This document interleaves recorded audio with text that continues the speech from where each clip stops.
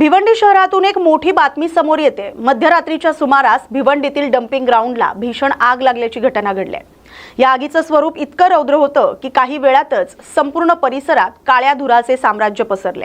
नेमकी ही आग कशामुळे लागली आणि सध्या तिथली परिस्थिती काय आहे पाहूया या विशेष रिपोर्टमधून।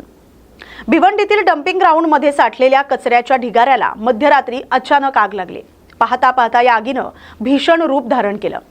कचऱ्यामध्ये प्लास्टिक आणि ज्वालाग्राही वस्तूंचं प्रमाण जास्त असल्यानं आगीच्या ज्वाळा उंचावर जात होत्या, ज्यामुळे परिसरात भीतीचं वातावरण निर्माण झालं।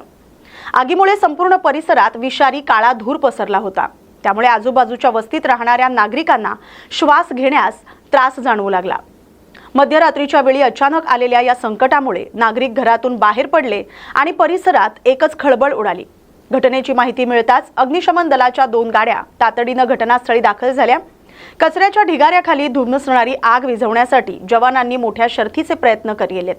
अनेक तासांच्या प्रयत्नानंतर अखेर आगीवर नियंत्रण मिळवण्यात यश आले।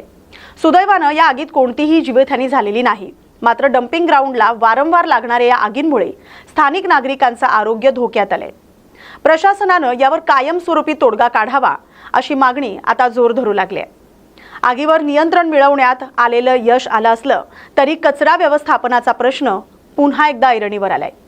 या आगीमागचं नेमकं कारण अद्याप स्पष्ट झालेलं नाही, तरी पोलीस आणि प्रशासन याचा अधिक तपास करत आहेत।